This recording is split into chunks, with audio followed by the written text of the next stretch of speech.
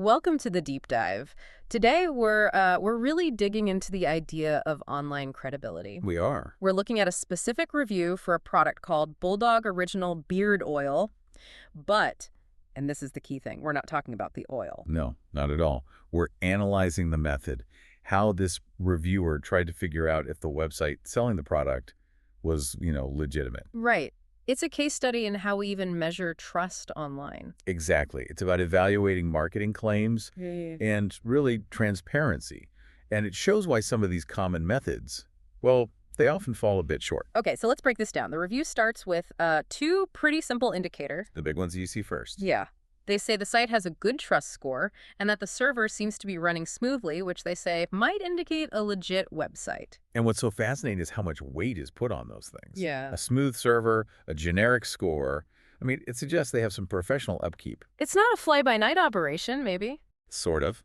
It shows they've invested in infrastructure, but it tells you absolutely nothing about what really matters to you, the consumer. Like what's actually in the bottle. Exactly. Is the label accurate? Where are they sourcing from? Mm-hmm. These metrics show they can run a website, but they don't show ethical intent. Okay, but the reviewer didn't stop there. This is where it gets really interesting.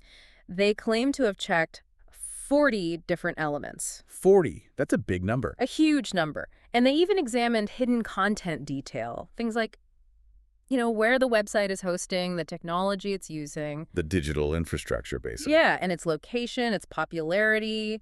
It sounds like a full-on scientific audit. It does. And those 40 points, they mostly fall into two camps, right? Yeah. You've got the operational stuff hosting, tech, which tells you who built the site and where the servers are. Okay. And then you have the public visibility stuff, like popularity.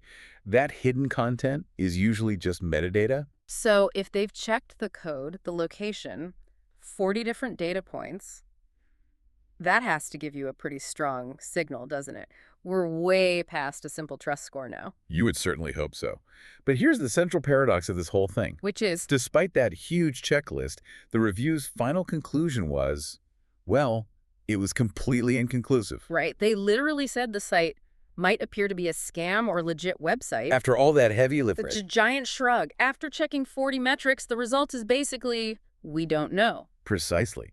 And if we connect this to the bigger picture, it highlights what these automated tools just cannot measure. Okay. They can tell you a website is built well. They can't tell you if the business address is real or if the product sourcing is what they claim it is. Yeah. For that, you need manual verification. So what does this all mean for us? I mean, the review itself kind of throws its hands up and tells the listener to make a right conclusion on the basis of manually research.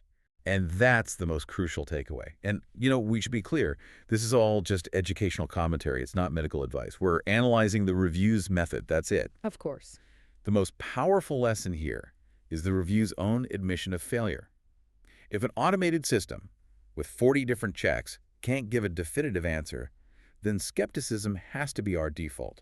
The responsibility shifts back to us. Has to. The individual becomes the last line of defense. You have to be the one to find the reliable data that these scores just can't provide. That was a quick but, wow, a really fascinating look at the limits of these digital trust scores. Indeed. And it leaves us with a thought, something for you to chew on until next time. If 40 technical metrics can't conclusively tell you if a website is trustworthy, what are the three most essential non-technical factors you would look for to verify any online source before you make a purchase?